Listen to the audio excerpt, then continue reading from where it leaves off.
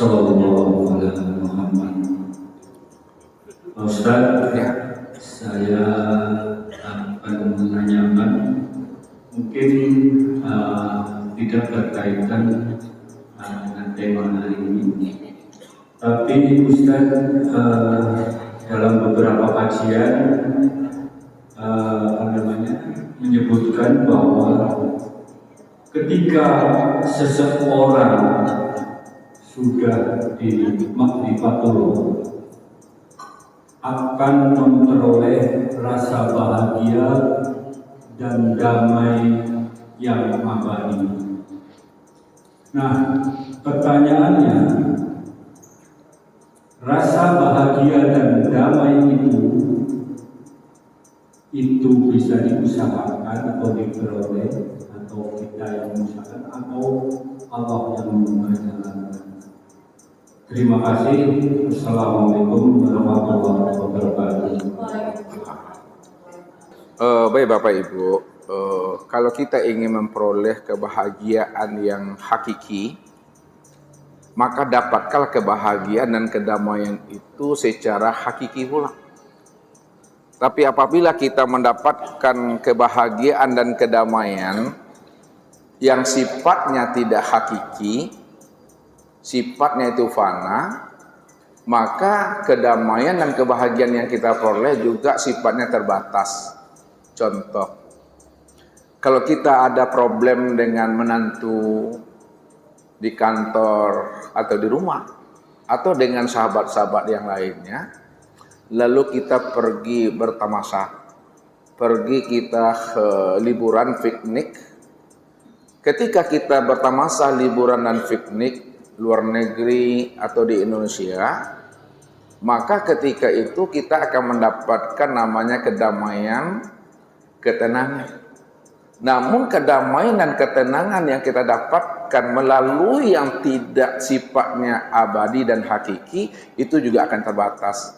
Mungkin 3 hari kita masih tenang dan damai, seminggu kita masih tenang dan damai, tapi pada saat kita dah pulang di rumah, udah masuk minggu ke-4, mulai panik, mulai panyang-panyang lalek namanya. Ya, panyang-panyang lalek, le tahu? Lalek panyang, betul ya? Jadi kedamaian yang kita dapatkan tanpa melalui yang abadi itu juga sifatnya sementara nanti. Ya, pergi kita ke mall, pergi kita jalan-jalan, tenang tuh. Tapi setelah itu seminggu, 2 minggu, maka kita ini juga dalam keadaan begalau kita Bapak Ibu kembalinya. Lalu bagaimana cara mendapatkan kedamaian yang abadi, yang hakiki tadi? Untuk mendapatkan kedamaian yang abadi dan yang hakiki, jalannya dengan cara kita benar-benar menemui dan mendapatkan kebahagiaan dan kedamaian hakiki. Itulah rahasia sejati diri, yaitu Allah Subhanahu wa Ta'ala. Makanya Nabi pernah mengungkapkan perasaan benar-benar damai makna secara hakikinya. Walaupun kehidupan beliau sehari-harinya, ya, beliau hidupnya dalam keadaan sederhana, muqtadil. Beliau bukan miskin, tapi hidupnya sedang atau sederhana. Bangun tidur, nampak bekas di pelipihnya ini, bekas daun pelepah kurma. Di rumah beliau itu tidak ada namanya AC, tidak ada namanya spring bed, tidak ada namanya kulkas. Mungkin pada saat itu nggak ada. Walaupun beliau tidur apa adanya, berbekas pipinya dengan pelepah kurma, tapi beliau sudah mendapatkan kebahagiaan hakiki, sudah mendapatkan kedamaian yang abadi, yaitu dengan cara menemui akan rahasia sejati diri, yaitu Allah. Maka ketika itu beliau sanggup mengatakan, baiti jannati, rumah tanggaku adalah surgaku. Kenapa beliau sanggup mengatakan rumah tanggaku adalah surgaku? Karena hidup beliau dalam berumah tangga sudah berada di dalam ridho dan kasih sayangnya Allah. orang yang hidupnya telah berada di dalam ridho dan kasih sayang Allah, maka hidupnya di alam dunia ini sesungguhnya dia telah berada di dalam surganya Allah itu. Lalu mana yang dikatakan surga? Yang dikatakan surga makna hakikatnya ridha Allah, adalah keridhaan Allah. Siapa yang sudah mendapatkan keridhaan Allah, sudah mendapatkan keberkahan dan cinta kasih sayangnya Allah di dunia, di mana dia selalu istiqomah berjalan dan meniti di atas jalan hidayah dan petunjuk Allah, maka hidupnya di alam dunia ini sebenar-benarnya dia telah berada di dalam surganya Allah itu. Andai kata mereka sudah berpulang dan kembali, ruh melepaskan akang cangkangnya, maka ketika itu surga yang bentuk dalam keridhaan Allah yang dia dapatkan di dunia, pada saat itu betul-betul zahir dalam bentuk alam yang penuh dengan kebahagiaan dan kedamaian. Orang yang meninggal dalam bahasa syariatnya, hakikatnya dia tidak meninggal, itulah hidup yang sesungguhnya dirinya. Dan kitalah sebenarnya yang belum mengalami hidup yang sebenarnya. Makanya Nabi katakan, meninggal itu minadar iladar, berpindah dari satu alam ke alam yang lain, pindah kampung saja dari kampung dunia ke akhirat. Makanya Allah menjelaskan kepada kita, kalau kita sedih dan berduka, jangan sedihnya itu berkelewatan, yang membuat hati ini tidak lagi yakin dan percaya kepada Allah. Makanya Allah katakan, wala tahsabannalladzina qatilu fi sabilillahil amwat bal ahya inda rabbihim yurzaqun walakin la tashkurun. Jangan kamu kira dan kamu sangka ayah bundamu yang telah meninggal dunia, orang-orang yang kamu cintai lebih dahulu meninggalkan dirimu, jangan kamu kira mereka itu mati. Bal ahya inda rabbihim yurzaqun. Sesungguhnya mereka itu hidup, cuma kamu tidak mampu merasakannya. Kenapa? Karena mereka senantiasa mendapatkan nikmat dan karunia daripada Allah itu.